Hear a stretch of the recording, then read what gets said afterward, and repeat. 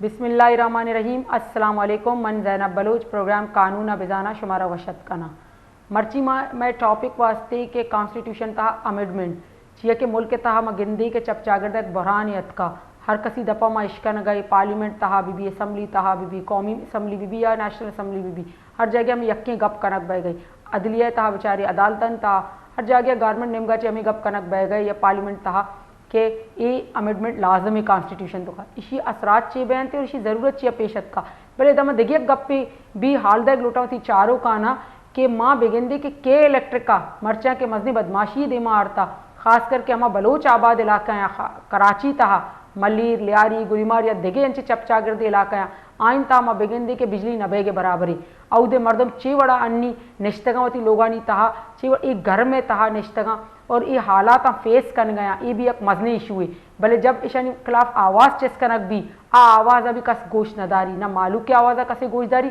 ना मीडिया ये आवाज़ वश न्यूज़ नेमगा चेस्ती अगर चेस्ट कनक बीता बलोच वास्ता चाहिए कि वश न्यूज़ एक वाहिद चैनल है क्या बलोच तवारा देमा कारी बलोच गप्पा देमा कनते ताकि आइसरा कार कनक भी गुड़ा गस्तगी रोचा वश न्यूज़ चैनल तहा भी अमी कनक बीता के इलेक्ट्रिक नेमगा चे क्या ये मीटर बरक बीता और पदा आई बिजली बंद करक बीता ताकि ट्रांसमिशन आइए दारक भी बीती आ गप त्रान मकन थे आ बलोचे तवार बंद करने के वास्ता के इलेक्ट्रिक नेमगा चे ए जुल्म कनक बीता कि ताकि आ बलोचानी वास्ता के गप कनते बिजली वास्ता गप कनते के बलोच इलाका इनमें चिया जुल्म बह गई शी बाबत वास्ता गुड़ वश न्यूज़ गुमा ए कनक बीता मलोटे के इसी में बाज मजम्मत कनी कि बलोचे यक्के चैनल यक्के तवार क्या देमक आई थी आई गुमा भी ए बड़ी सलूक कनक भी के इलेक्ट्रिक नेमगा चे और रियासत इस तरह खामोशी सिंध गवर्नमेंट इस तरह खामोशी मगोशी की और सिंध गवर्नमेंट कि आशिया बेचारी ये चैनल बाबता ची के इलेक्ट्रिक के नेमगा ची इसी तरह कार्रवाई बेकनती ताकि दिप्परी चुशी चीज़ मबित थी ये तवारे बंद करना वास्ता देगे राशा पशना कप्ता गोड़ा ये नहीं हमें करना थी कि बिजलियाँ बंद करना ताकि ये सिस्टम पूरा बंद हुई और मालिक गोशदाश्त मकाई गप पुतराना निमक काई होती टॉपिक सरा मर्ची में गप कनी के अनि जो अमेंडमेंट है गप बैगी कि कॉन्स्टिट्यूशन था अमेंडमेंट ये अमेंडमेंट है ज़रूरत छिया पेशत का और दूमी इसी असरात चे बयान थी मुल्क के तहाशी असरात अदालत तहाशी असरात और दूमी सजा चे मजने के मालूक के आइसरा इसी असरात चे बयान थी अमेंडमेंट अमीचो ज़रूरी है अगर ज़रूरी है और पर्चा ज़रूरी है चिया ज़रूरी है कब आएगा कि इस तरह इंचो गप्तरान बैगे गस्तगी रंदा मदीद के अजदमी अमेंडमेंट के कनक बीत आई वसा एक साल पीरियड जीरक बीत डिस्कशन आचे पद सज्जे अतका इसे पद ये अमेंडमेंट आरक बीत भले अन्नी के अमेंडमेंट कनक बह गए कॉन्स्टिट्यूशन तहा के तरमीम कनक बह गई इसी बाबता में हमी गप्पा कने कि इंचो जल्दी चाहिए कि हरकत घोष गई कि 20 तारीख जो पेसरा ये अमेंडमेंट बैग लूटी अंचो ये ज़रूरी है कि अंचो ज़रूरत कप्ता मुल्क के तहा कि ये अमेंडमेंट कनगा चे रन चे मुल्क के तहा खुशहाली कहते चे मुल्क के तहा दुरुस्ती के कार आद्रोती जागे भरजा बयान थे गवर्नमेंट इस तरह जोर चिया दे गई हमशी तरह में गप त्रान कने कि आखिर ये अमेंडमेंट है ज़रूरत चिया पेशत का और दूमी इसी असरात चे बयान थे खासकर अदलिया सरा रियासत सरा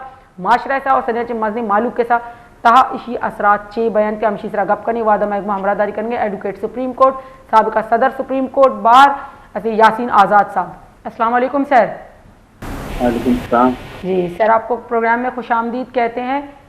सर आज हम बात कर रहे हैं जैसे मुल्क में एक बहरान नज़र आ रहा है कि ये आइन में जो तरमीम की बात की जा रही है, आप क्या समझते हैं इसकी ज़रूरत क्यों पेश आ रही है? पहली बात यह है कि क्या आइन में पहली दफ़ा अमेंडमेंट आ रही है या इससे पहले भी अमेंडमेंट आ रही है? सर इससे पहले भी तकरीबन अमेंडमेंट्स आ चुकी हैं, 26वीं अमेंडमेंट है अभी। हाँ, 18 अमेंडमेंट भी आई, 19 भी आई, 20 भी आई। दूसरा यह है कि आइन के अंदर ही ये लिखा हुआ है कि पार्लियामेंट जब चाहे तो आइन के अंदर किसी किस्म की कोई भी तब्दीली या अमेंडमेंट ला सकती है और उसका तरीकाकार यही है कि अगर पार्लियामेंट के पास 2/3 मेजॉरिटी है तो तब आइन के अंदर जाकर तब्दीली हो जाती है। 2/3 मेजॉरिटी नहीं है तो आप आइन के अंदर कोई तब्दीली नहीं कर सकते। पार्लियामेंट कानून साज इदारा है, कानून साजी के हिसाब से पार्लियामेंट का किसी और इदारे का नहीं है और अगर मौजूदा हुकूमत के पास 2/3 मेजॉरिटी है और वो आइन के किसी आर्टिकल में अमेंडमेंट लाने का किया तो उस पर कोई रुकावट तो है नहीं। अब आइन के आर्टिकल 199 की आप बात कर रही हैं तो आप 199 को पूरी तरह पढ़ लें तो वहाँ 2 इदारे ऐसे हैं जिनके खिलाफ कोई केस दाखिल नहीं हो सकता। मसलन पहला इदारा अदलिया का है, अदलिया के खिलाफ कोई पे कार्रवाई नहीं हो सकती। और दूसरा यह है कि फौजियों के खिलाफ किसी किस्म का सीट का कोई इख्तियार नहीं है, ना उनके खिलाफ कोई आंदोलन। सर ये जो बात की जा रही है इस अमेंडमेंट के हवाले से, इसके आप क्या समझते हैं कि अगर ये अमेंडमेंट हो जाती है तो इसके क्या असरात जो है वो मुरतब होंगे? देखिए, मेरे नजदीक असरात का तो तब पता चलेगा जब मामला पार्लियामेंट के अंदर पेश किया जाएगा, तब पता चलेगा कि असरात क्या होंगे। लेकिन मैं नहीं समझता कि पार्लियामेंट में जिसमें जॉइंट सेशन में सेनेट का भी इदारा अपनी जगह मौजूद है, पार्लियामेंट का इदारा भी है, और ये दोनों मिलकर कानून के अंदर, आइन के अंदर तब्दीली लाएंगे। मिसाल के तौर पर एक बात चल रही है, इससे पहले जब 19 अमेंडमेंट आई थी, 19 अमेंडमेंट ऑनरेबल सुप्रीम कोर्ट ने प्रेशराइज किया था पार्लियामेंट को कि हम 19 अमेंडमेंट लेके आए। इसलिए उस वक्त 18 अमेंडमेंट में जुडिशियल कमीशन को इस बात का इख्तियार दिया जाता कि जजेस की अपॉइंटमेंट वो करेंगे। 19 अमेंडमेंट की जरूरत तब पड़ी कि ऑनरेबल सुप्रीम कोर्ट ने कहा कि जो अमेंडमेंट आई उसमें ये था कि चीफ जस्टिस पाकिस्तान और 2 सीनियर जज कमीशन का हिस्सा होंगे। इस तरह अक्सरियत जुडिशरी की नहीं हो रही थी। आपने जबरदस्ती अमेंडमेंट लाए और इस अमेंडमेंट में ये बात तय हो गई कि अब जो है जो जुडिशल कमीशन बनेगा उसमें चीफ जस्टिस चेयरमैन होगा, 4 सीनियर जज सुप्रीम कोर्ट के मेंबर होंगे, 1 रिटायर्ड जज होगा, सुप्रीम कोर्ट का होगा। तो 6 वो हो गए, बाकी बच्चे वज़ीर कानून, अटॉर्नी जनरल और पाकिस्तान बार काउंसिल का नुमाइंदा। अक्सरियत तो जज साहिबान की हो गई, उन्हें जजेस की अपॉइंटमेंट मेरिट से हट करना शुरू कर दी। हम लोगों ने क्लास किया ये नहीं। अब हुकूमत ये कहती है कि नहीं, तो जुडिशियल कमीशन को अपॉइंटमेंट का सारा इख्तियार दिया गया और पार्लियामेंट को, पार्लियामेंट्री कमेटी को बाज़रिया जजमेंट 0 कर दिया गया। उनका कहना यह है कि जज, आप जो जज अपॉइंट करेंगे पार्लियामेंट्री कमेटी और जुडिशियल कमीशन मिल के करेगा। आज भी आप अमेरिका में चले जाएं, अमेरिका में जजों की अपॉइंटमेंट का तरीकाकार यह है कि वहाँ प्रेसिडेंट नॉमिनेट करेगा, कांग्रेस अपॉइंटमेंट करेगी, हुकूमत करेगी। तो हर जगह सर लेकिन यहाँ पे जो बात की जा रही है अमेंडमेंट करने के लिए आईनी अदालतें बनाने का, तो आप क्या समझते हैं कि अगर इस तरह हो जाता है या आईनी अदालतें बन जाती है तो इसके इफेक्ट क्या होंगे? देखिए, इफेक्ट तो कुछ नहीं होता। आज सुप्रीम कोर्ट अपनी जगह पे मौजूद है ना, तो सुप्रीम कोर्ट में आजकल जो माजी में जजमेंट आए हैं और वक्तन फक्तन हम लोगों ने भी एतराज किया, वो जजमेंट ऐसे थे जो माजी में दिए गए उसमें आइन से हट कर जजमेंट थे। जिस तरह आइन का आर्टिकल 63A में ऑनरेबल सुप्रीम कोर्ट ने जजमेंट दिया कि जो बागी मेंबर होगा अगर वो दूसरी पार्टी को वोट देगा तो वो वोट गिना नहीं जाएगा।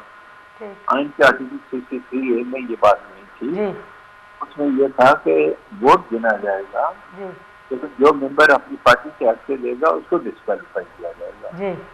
तो अब ऑनरेबल सुप्रीम कोर्ट ने इस जजमेंट को सही किया, जजमेंट आ गया।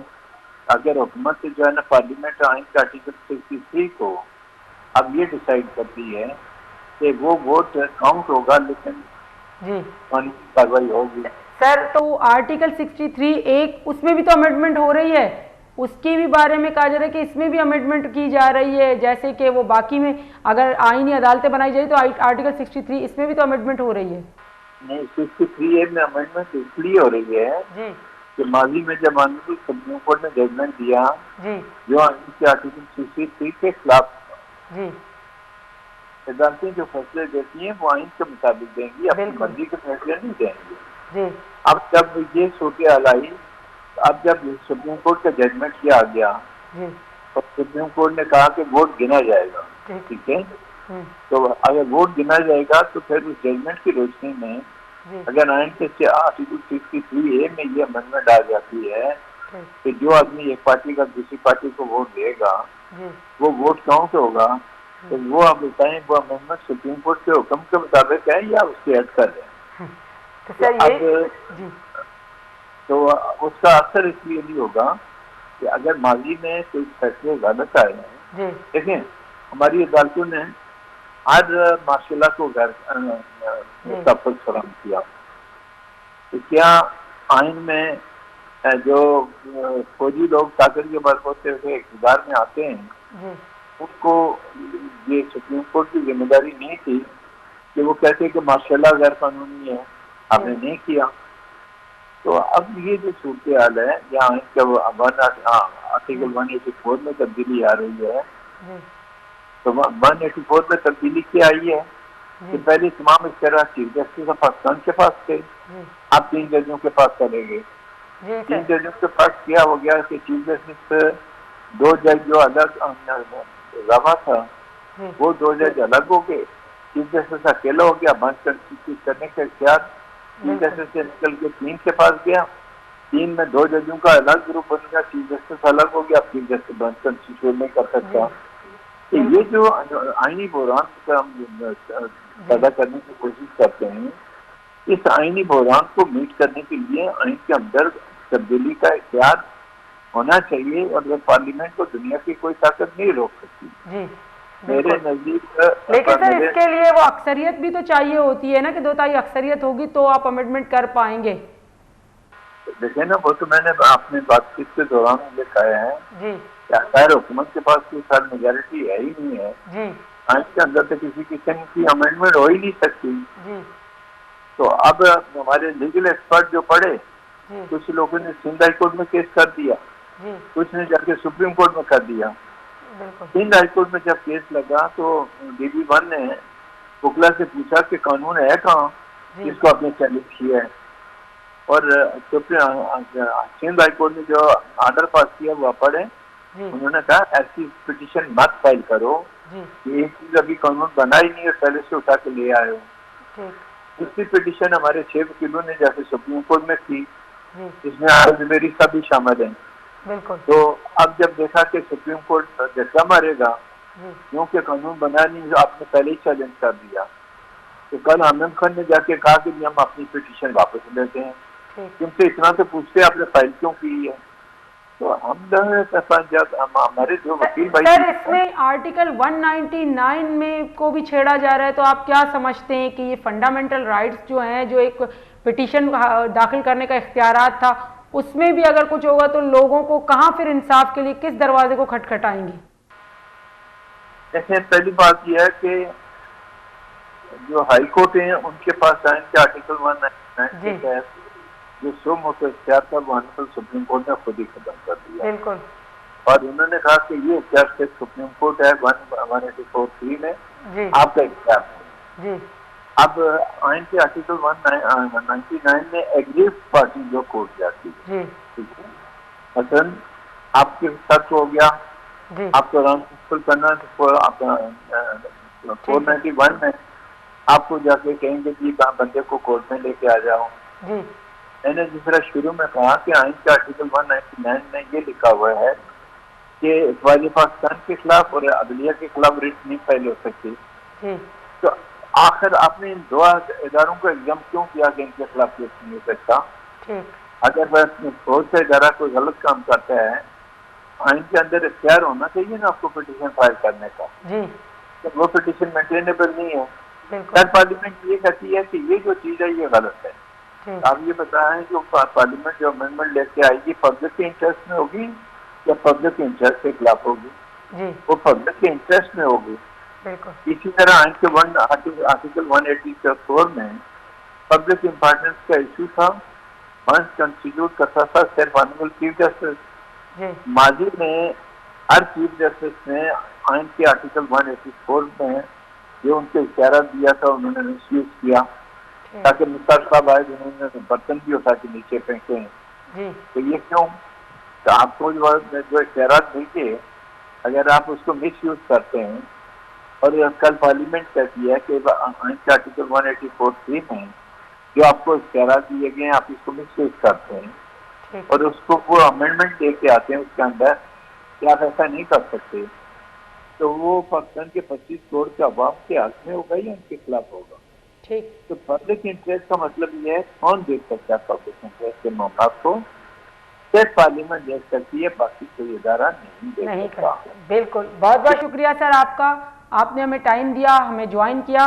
महकमा अमरदारी कर गया senior advocate supreme court advocate Yasin Azad साहब के साहब सुदर सुप्रीम कोर्ट हम बीता गप्तरान अमीजत के आइन तहा के अमेंडमेंट कनक बैगी ये 26वीं अमेंडमेंट इसी तहा के गप्तरान कनक बह गई आई तहा माँ जिंदगी के मुल्क तहा एक बुरान यत का अलग अलग गप दिमा पैदा किया अंचुके 1/3 अक्सरियत भी लूटी थी आइन तहा अमेंडमेंट कनक वसा और इख्तियारात के सुपीरियर इंस्टीट्यूशन अस्ति लेजिस्लेशन अस्ति आ कई आ पार्लियामेंट अगर पार्लियामेंट आई तुका अमेंडमेंट करना जरूरत है तहत गुड़ा कोत का बट आइए असरात चे बयान थे और आइए जरूरत ची कप्ता हम शीतरा में गप्तरान कर गई थी देमतरा हम गप करनी था जीरे एक ब्रेक है ब्रेकाची पदकाई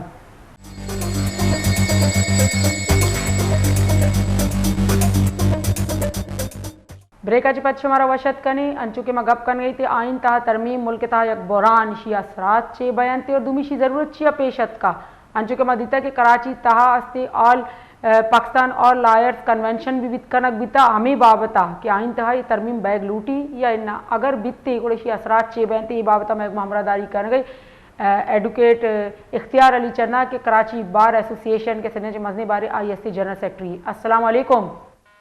जी वालेकुम सलाम। मेरी बहन क्या हाल चाल है? ठीक है, आप खैरियत है? बिल्कुल ठीक ठाक सर, आपको खुशामदीद कहते हैं प्रोग्राम में। सर आइन में जो अमेंडमेंट की जा रही है मुल्क में बड़ा बहरान नज़र आ रहा है कि हर तरफ हम देख रहे हैं इसी के बारे में बात हो रही है और कराची बार की तरफ से आपने ऑल पाकिस्तान लॉयर्स कन्वेंशन भी की है इस पर। तो सर आप क्या समझते हैं ये जो आइन में अमेंडमेंट की जा रही है इसकी ज़रूरत क्यों पेश आ रही है?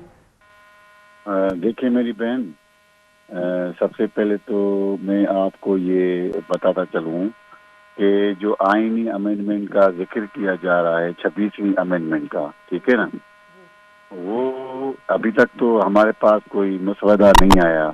अभी ये सियासी पार्टियों का आपस में मुशावरत चल रहा है कि आइन के अंदर जो है तरमीम होनी चाहिए। अच्छा, हमारे मुल्क में जो कानून है, जो आइन है, उसके हिसाब से पार्लियामेंट जो है वो सुप्रीम है, सोवरियन है।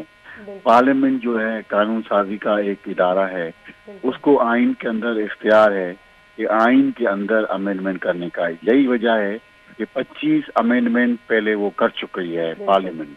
अब 26वीं अमेंडमेंट जब वो करने जा रही है तो उसका मसवदा अभी हमारे पास आया नहीं है। कुछ लोग ये कहते हैं कि भाई ये कॉन्स्टिट्यूशनल कोर्ट्स बनाने जा रहे हैं और जो आर्मी एक्ट है उसको उसमें भी तरमीम लाई जा रही है, जिसके तहत आर्मी चीफ की एक्सटेंशन, रीअपॉइंटमेंट, सारे मामला जो हैं वो उसमें हैं। अब आपको याद है जब 2019 में जनरल बाजवा का एक्सटेंशन होने जा रहा था तो एक ट्रस्ट ने सुप्रीम कोर्ट में पिटीशन फाइल की कि ये एक्सटेंशन गलत है और नहीं होना चाहिए। तो उस वक्त जो है जो गवर्नमेंट थी उसने सुप्रीम कोर्ट को अप्रोच किया। फिर सुप्रीम कोर्ट ने ये ऑर्डर दिया कि ये जो एक्सटेंशन है, रीअपॉइंटमेंट है, ये आइन के अंदर जो है आप इसमें जाके अमेंडमेंट करें। ये पार्लियामान को इख्तियार है कि वो कोई भी कानून साजी करे, लेकिन वो कानून साजी जो हमारे इस्लाम के खिलाफ है, मजहबी रवायात के खिलाफ है, या जो हमारे फंडामेंटल राइट्स हैं उसके खिलाफ है, तो उस कानून साजी की पार्लियामेंट को इख्तियार नहीं है। अभी तक तो हमारे पास कोई मसवदा नहीं है 26वीं अमेंडमेंट का। हमने कन्वेंशन इसलिए किया कि भाई भले पार्लियामान के फ्लोर पे ये बिल आना चाहिए, पार्लियामान के मेंबरान को ये बिल टेबल होने दें। अगर पार्लियामान में बैठे हुए लोग जिसने 22 करोड़ अवाम ने वोट देकर उनको भेजा है, अगर वो कोई अमेंडमेंट करते हैं मुल्क की फलाह और बेहतरी के लिए, तो वो अमेंडमेंट जो है उनके अंदर आइन के अंदर जायज़ है। अब अगर वो ऐसी अमेंडमेंट जिसके तहत वो किसी जज को या किसी आर्मी चीफ को वो जो ताहयात जज बनाना चाहते हैं या उसको एक्सटेंशन दे रहे हैं या उसको पावरफुल बना रहे हैं, तो उसके खिलाफ हैं हम। 76 सालों में हमारी सुप्रीम कोर्ट का जो किरदार है वो किरदार जो है जो गैर जमहूरी रहा, उसने कहीं ना कहीं डिक्टेटर को सपोर्ट किया। तो हम ये कहते हैं being secretary of Karachi bar, supreme court को इंडिपेंडेंट होना चाहिए, अदलिया आज़ाद होना चाहिए। उसके पास जो इख्तियारात हैं वो 22 करोड़ अवाम की अमानत है।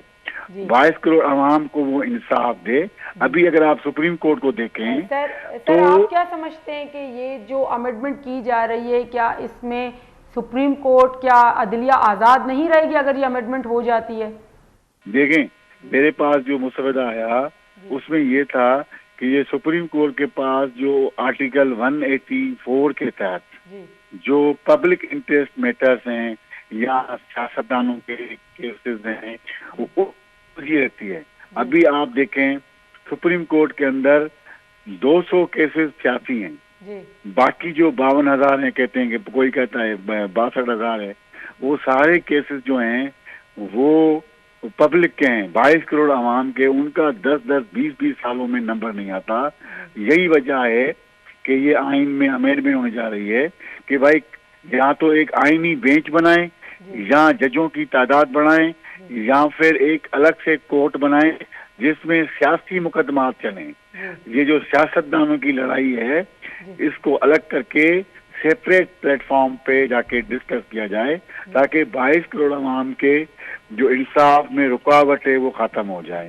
तो यही वजह है कि ये 26वीं अमेंडमेंट लाई जा रही है। अभी तो तजावीज़ आप क्या समझते हैं कि इससे कोई बेहतरी नहीं होगी कि अगर कोर्टों में जजेस की तादाद को बढ़ाया जाए या जो है वो कोर्ट्स बनाए जाएं ताकि लोगों को इंसाफ बर वक्त मिल सके?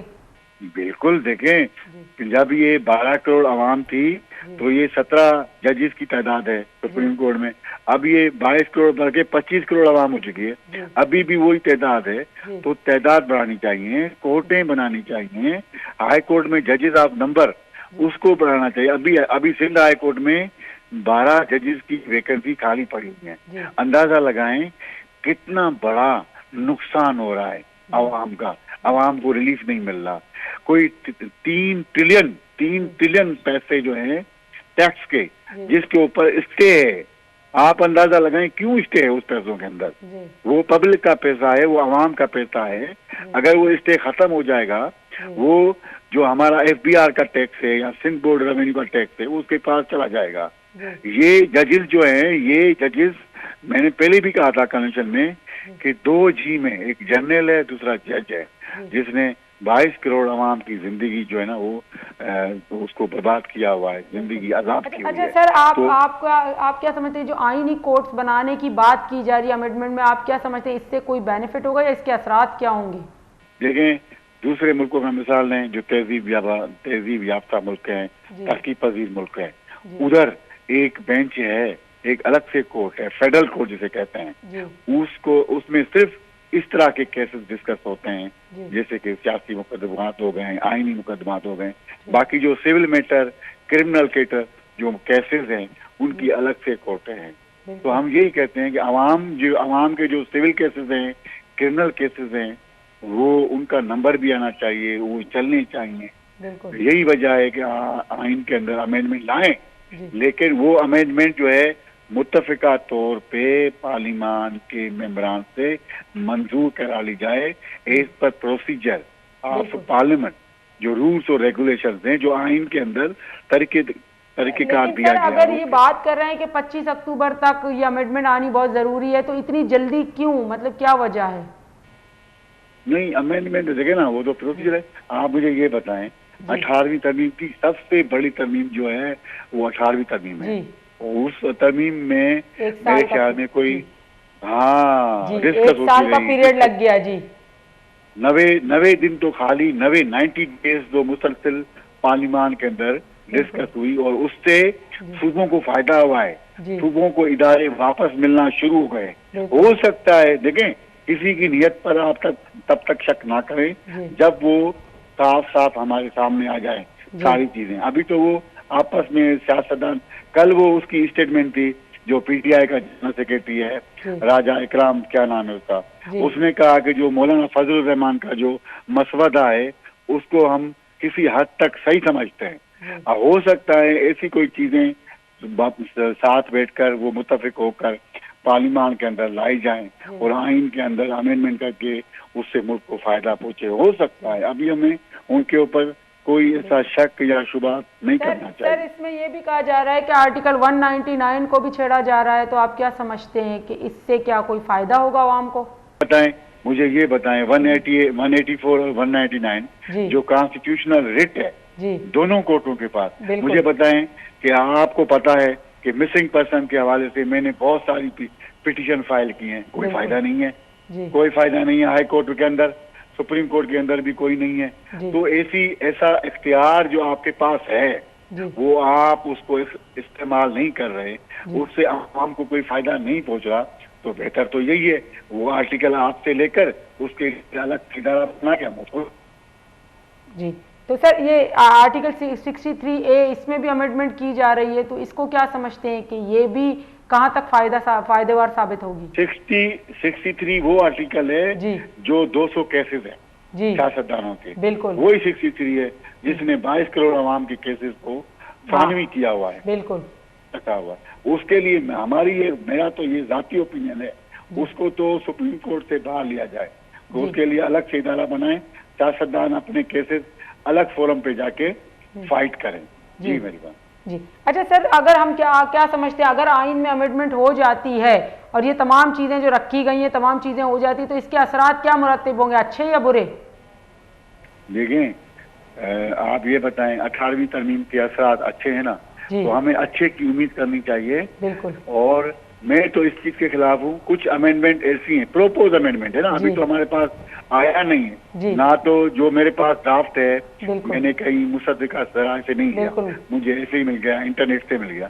अब जब वो मुसविदा जो पार्लिमान की वेबसाइट है गवर्नमेंट की, वहां से लें, उसके अंदर ऐसी चीजें हो जो हमारे फंडामेंटल राइट्स के खिलाफ हो, या किसी इदारे को फर्दर डिक्टेटर बनाए, जिस तरह हमारे आर्मी चीफ जो है उसकी एक्सटेंशन है, सर्विस ऑफ लैंड बड़ा है, या इलेक्शन कमीशन जो है, कमिश्नर जो है पाकिस्तान का, वो उसको बनाने की बातें कर रहे हैं, या जब तक उसकी से सर्विस का मेयार पूरा होने के बाद जब दूसरा नया ना अपॉइंट करें वही रहेगा, इस तरह की चीजें गलत हैं, उसको हम सपोर्ट नहीं करते हैं। ड्राफ्ट आने दें, उसके बाद हम बेहतर पोजीशन में होंगे कि हम क्या ओपिनियन दें। जी मेरी बहन ठीक है, बहुत बहुत शुक्रिया आपका, आपने हमें टाइम दिया, हमें ज्वाइन किया। इधर महकमा अमरादारी को एडवोकेट इख्तियार अली चना के हस्ती Karachi bar association general secretary शगब त्रांजत शाह गस्तगी रोचा हस्ती ऑल पाकिस्तान लॉयर्स कन्वेंशन भी कोता भी तमी बाबता के आइन तहा के तरमीम करनक बह गई आई पुश्ते रीजन्स चे दरकाएं थी जरूरत चिया पेशत का मारा इधर जीरी एक ब्रेक ही ब्रेकच पर दिन तरह अंग इश्तरगप त्रान करी।